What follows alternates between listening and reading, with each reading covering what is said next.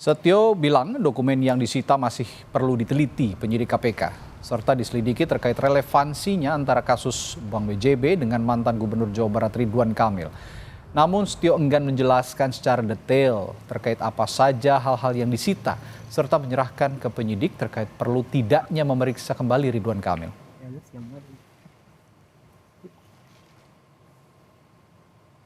Prosesnya sedang dikaji, sedang diteliti oleh para penyidik, gitu.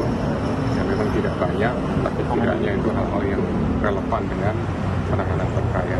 Sendiri Pak Eko pemanggilan Diperiksa kapan? Akan dipanggil? Nanti pasti ya saya kembalikan kepada penyidik lah itu. Urusan teknis seperti itu, penyidik, direktur penyidikan, Kasatgas yang akan menentukan sesuai dengan tuntutan kita. Tapi statusnya apa sekarang nih Pak Eko? Saksi. Sementara itu, Gubernur Jawa Barat Deddy Mulyadi enggan berkomentar terkait penggeledahan rumah mantan Gubernur Jawa Barat Ridwan Kamil oleh KPK terkait dugaan korupsi di Bank Jawa Barat dan Banten. Sebagai pemegang saham mayoritas, Deddy menyebut Pemprov Jawa Barat akan merestrukturisasi BJB.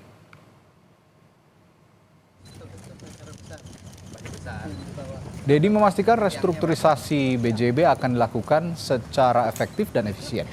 Meski Direktur Utama BJB telah mengundurkan diri, Deddy memastikan pelayanan tetap berjalan seperti biasa.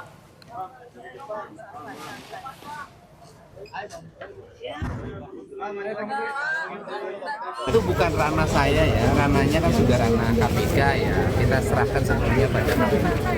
Restrukturisasinya bukan hanya pada orang yang menjabat, tetapi juga pada struktur jabatannya, atau yang disebut dengan perubahan SOTK-nya. Dan kemudian perubahan SOTK ini akan diarahkan pada SOTK BJB yang sangat ramping. Orang yang memiliki kecakapan dengan struktur yang ramping, biaya operasional yang efisien, bank akan tumbuh kepercayaan publiknya dengan baik.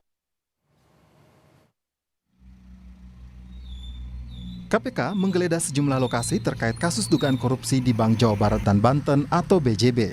Salah satu tempat yang digeledah adalah rumah Gubernur Jawa Barat periode 2018-2023 Ridwan Kamil di Bandung. Saat ini KPK telah menetapkan 5 tersangka dalam kasus ini. Kelima tersangka merupakan pihak swasta dan penyelenggara negara. Ketua KPK Setio Budianto membenarkan modus korupsi Bank BJB terkait penggelembungan dana iklan. Benar nggak sih Pak modus dari kasus Bank BJB ini melalui iklan BJB pakai agensi terus kickback lagi ke... Ya diduga seperti itu. Markup gitu ya Pak, selanjutnya. Ya diduga seperti itulah ya. Markup. Gitu. Mantan Gubernur Jawa Barat Ridwan Kamil membenarkan rumahnya digeledah oleh penyidik KPK. Lewat keterangan tertulis, Ridwan Kamil menyatakan kooperatif saat rumahnya di kawasan Gunung Kencana, Bandung, didatangi oleh penyidik KPK Senin pekan ini. Namun, Ridwan Kamil tidak merinci maksud kedatangan penyidik KPK karena tidak ingin mendahuluinya.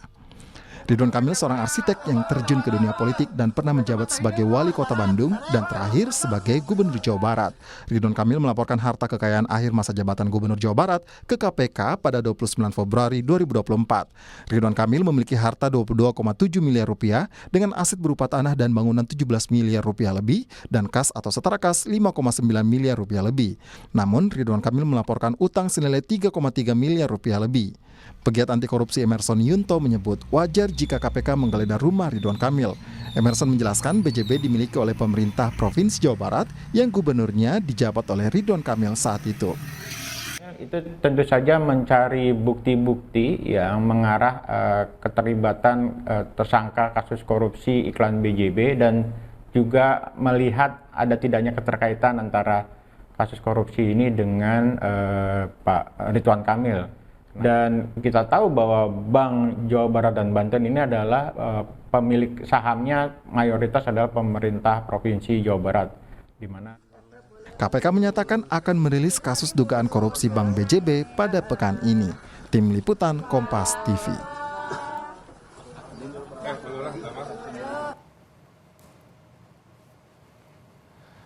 Melalui pesan singkat yang dikirimkan ke redaksi Kompas TV, Ketua KPK Setio Budianto membenarkan tengah menggeledah kantor Bank BJB.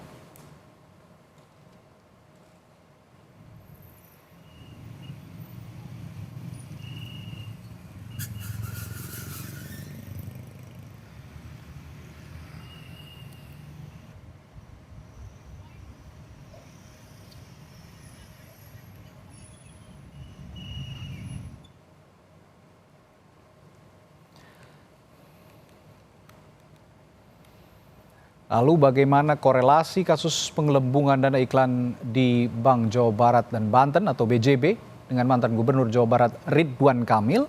Kami bahas bersama peneliti Pusat Kajian Anti Korupsi atau PUKAT Universitas Gadjah Mada UGM, Zainur Rohman. Selamat petang, Mas Rohman. Selamat petang, Bang Radi. Baik, Mas Rohman. Ini hasil konfirmasi KPK, katanya biaya iklannya sampai 9,7 miliar rupiah. Tetapi yang ditagihkan 41 miliar rupiah lebih. Nah ini berarti modusnya memang sesuai yang dikonfirmasi oleh Ketua KPK ya? Kalau menurut Anda bagaimana? Ya, ini memang modus utamanya adalah markup, di mana yang dicas kepada Bank Jabar Banten itu hampir sekitar 40 miliar, tetapi yang dibayarkan kepada medianya itu hanya sekitar 9 miliar. Mengapa bisa begitu? Karena menggunakan agency advertising.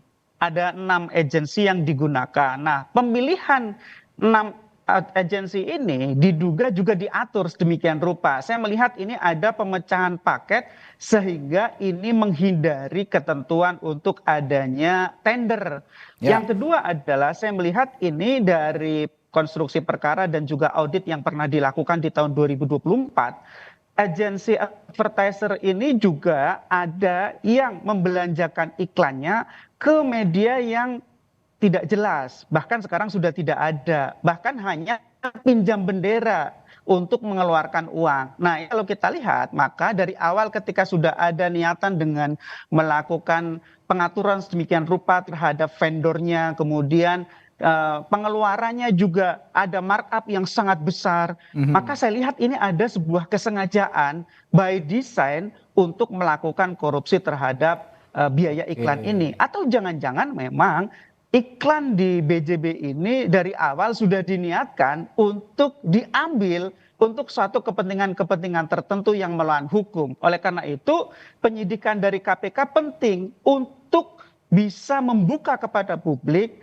siapa saja yang menerima aliran dana dari perbuatan melawan hukum, melakukan korupsi dari belanja iklan BJB tersebut, dan untuk apa sih? Kenapa kemudian markupnya sedemikian besar? Kita ingat di tahun 2024 itu, Bang Radi, ada momen-momen politik di mana para politisi membutuhkan dana politik yang sangat besar, Bang Radi. Oke, Mas Rohman. Kalau gitu saya mau tanya soal relevansinya juga dan korelasinya juga dengan mantan Gubernur Jawa Barat Ridwan Kamil yang kemarin konon rumahnya digeledah oleh KPK. Pertanyaan saya adalah sejauh mana sebenarnya tanggung jawab hukum seorang kepala daerah, karena pada saat itu Ridwan Kamil, pada saat kasus ini bergulir Ridwan Kamil masih menjadi Gubernur Jawa Barat.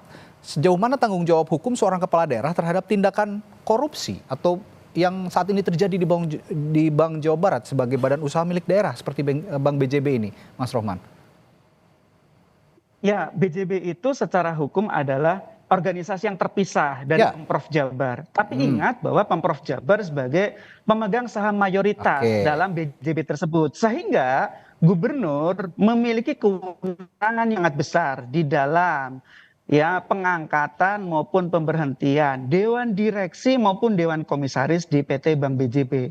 Kalau terkait dengan belanja iklan PT Bank BJB, gubernur tidak punya kewenangan apa-apa, tetapi terkait dengan menempatkan orang-orang kunci di PT Bank BJB itu adalah kewenangan gubernur. Sehingga yang harus didalami oleh KPK, apakah ada cawe-cawe peran serta dari Gubernur Jawa Barat waktu itu terkait dengan belanja iklan ini. Atau yang kedua, apakah hasil korupsi dari belanja iklan ini ada yang mengalir kepada penyelenggara negara di Pemprov Jabar waktu itu. Itu yang memang harus didalami oleh penyidik PK. Jadi kalau pertanggungjawaban hukum secara langsung saya pikir tidak ada. Tapi kemungkinan lain itu sangat besar, yaitu terkait dengan pengaruh, Bang Radi.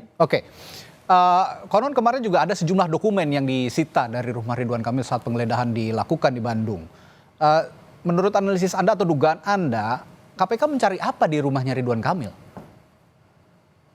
Ya, sesuai dengan KUHP, penggeledahan itu kan mencari alat bukti atau ingin menangkap tersangka. Nah, tentu terkait dengan penggeledahan yang dilakukan KPK di rumah Ridwan Kamil, itu adalah satu upaya untuk mencari alat-alat bukti. Apakah terdiri dari barang bukti, surat, barang bukti misalnya adalah alat elektronik, atau juga mungkin terkait dengan barang-barang, atau mungkin juga terkait dengan hal-hal yang punya hubungan dengan pengelolaan pemerintahan di Jawa Barat. Sehingga ini memang merupakan satu penggeledahan yang punya alasan, punya dasar. Kenapa? Karena bahkan keterangan KPK sendiri disampaikan bahwa penggeledahan di rumah Ridwan Kamil itu merupakan tindak lanjut atas keterangan seseorang saksi. Nah, ketika ada keterangan dari saksi, maka di cross check.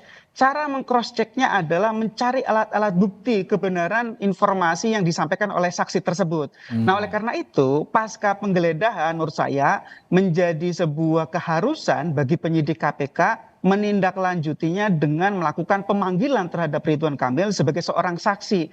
Ridwan Kamil perlu ditanya bagaimana tugasnya sebagai gubernur di dalam pengelolaan Bank BJB, kemudian apakah ada hal-hal yang terkait dengan apakah misalnya pemberian, apakah misalnya terkait dengan iklan yang kemudian terkait dengan orang-orang yang ada di sekitar Ridwan Kamil atau tidak gitu ya. Itu harus didalami. Yang kedua, tentu tidak sekadar mendalami melalui pemeriksaan sebagai saksi.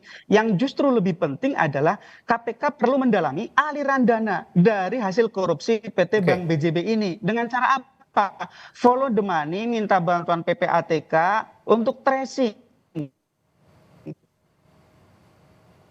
Ya, baik. Yang saja itu uang lari semua, Bang Radi. Follow the money itu kata yang atau kalimat yang saya catat tadi. Ini salah satu cara sebenarnya yang cukup mudah ya untuk mengikuti perjalanan kasus ini. Apakah ada keterlibatan pejabat publik tertentu dalam kasus korupsi di Bank Jawa Barat ini?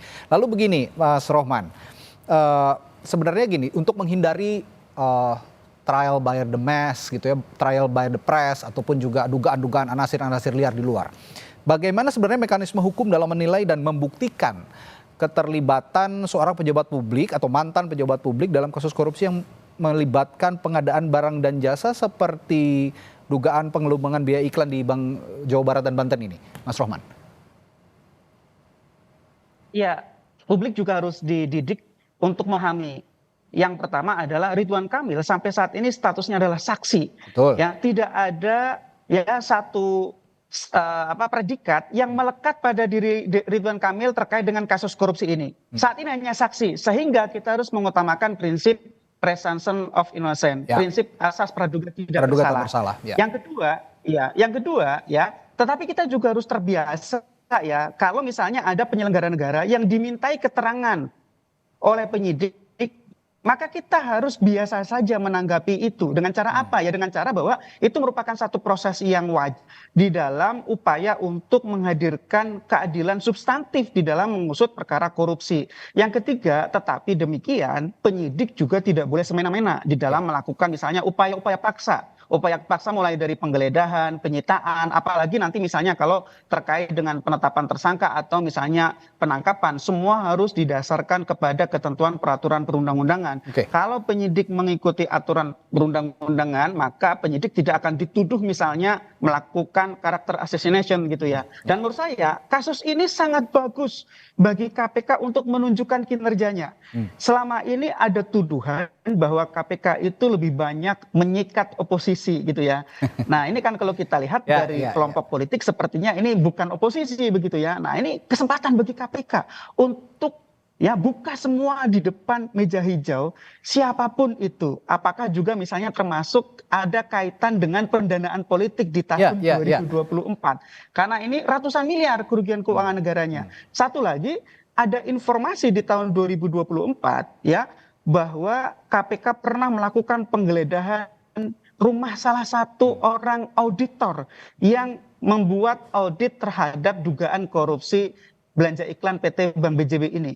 Nah, publik juga bertanya, sampai sekarang tidak ada kelanjutannya. Apakah itu memang tidak terkait atau ada keterkaitannya? Itu juga KPK harus terbuka, harus transparan, akuntabel kepada publik. Sehingga menurut saya ini waktunya KPK tunjukkan kinerja mereka. Selama ini KPK dibanding-bandingkan dengan kejaksaan tangani kasus besar, KPK belum. Nah ini kasus lumayan ratusan miliar, sehingga publik berharap agar KPK bisa tuntaskan, juga agar aset recovery-nya bisa optimal, bisa dikembalikan kepada keuangan negara, kemudian semua pihak yang ikut melakukan kejahatan dan menikmati hasil kejahatannya bisa dimintakan pertanggungjawaban secara hukum pidana, Bang Radi. Ya, saya ini sebenarnya sangat-sangat tidak mau mencampur adukan antara urusan politik dan hukum. Tapi ya mau bagaimana, seperti yang Anda utarakan juga tadi bahwa urusan hukum muaranya dari urusan politik juga. Ada penggalangan dana untuk politik yang berujung kasus-kasus korupsi. Nah, yang saya ingin tanyakan juga, apakah menurut Anda, ini saya bertanya dalam konteks jabatan politis, karena gubernur ini merupakan jabatan politis begitu. Menurut Anda, akankah ada perbedaan penanganan hukum antara kasus korupsi yang melibatkan pejabat aktif saat ini dan mantan pejabat seperti dalam kasus Ridwan Kamil? Karena ini tadi yang Anda tekankan juga pembuktian KPK lah, momennya sekarang begitu, Mas Roman. Ya, tentu penyidik biasa menangani berbagai macam tantangan dan hambatan, ya. Ada hambatan-hambatan dalam bentuk intervensi. Intervensi juga datangnya bisa dari internal lembaga sendiri, bisa dari eksternal. Dari eksternal bisa datang dari pejabat yang punya posisi yang sangat tinggi, atau mungkin bahkan dari lembaga lain yang punya fungsi sama, yaitu sesama APH begitu ya. Sehingga memang biasanya ya penyidik akan punya tantangan lebih ketika seorang tersangka atau seseorang yang sedang diproses itu memiliki jabatan aktif. Kalau jabatannya sudah nonaktif, sudah paripurna, biasanya hambatannya jauh lebih rendah. Tetapi seharusnya dari sisi hukum, siapapun pelakunya, siapapun orang yang sedang berhadapan dengan proses pidana, seharusnya tidak akan ada perbedaan perlakuan. Karena kan prinsip dasarnya adalah seluruh warga negara memiliki kedudukan yang sama di hadapan hukum. Tapi kan praktiknya tidak seperti itu juga. Hambatan-hambatan itu real. Dari dulu juga KPK menangani kasus korupsi pejabat aktif selalu mendapatkan tekanan. Bahkan ada yang disebut sebagai corruptor fight back, perlawanan balik dari koruptor, dari orang-orang yang memiliki jabatan tinggi, memiliki kewenangan, memiliki jaringan, memiliki kedudukan-kedudukan sumber daya yang besar, sehingga untuk kasus ini menurut saya ini menjadi pembuktian dari KPK. Syukur-syukur KPK bisa membuktikan kemana larinya dana ini dengan lengkap gitu ya. Karena biasanya dalam penegakan hukum, penegak hukum itu yang penting bisa membuktikan sangkaan kemudian diubah menjadi dakwaan, asal sudah terbukti kemudian kadang-kadang penyidik sudah puas. Tetapi aset recovery, kemana saja aliran dana itu, kadang-kadang itu tidak menjadi sesuatu yang prioritas. Padahal itu yang justru lebih penting, agar kerugian keuangan negara bisa dikembalikan ke kas negara sehingga rakyat tidak mengalami kerugian ganda. Bang Rai. Ini jadi pembuktian sekali lagi digarisbawahi bagi KPK, ya kalau tidak mau lembaganya disebut sebagai alat politik, ya buktikan seprofesional mungkin urusan-urusan politik dipisahkan dengan kasus-kasus hukum secara profesional, termasuk yang banyak menjerat pejabat-pejabat publik maupun pejabat-pejabat yang memiliki jabatan politis, begitu kira-kira. Baik, terima kasih peneliti Pukat UGM Zainur Rahman telah berbagi perspektifnya di Sapa Indonesia malam hari ini. Sampai jumpa lagi, Mas Roman. Sampai jumpa, Bang Radi.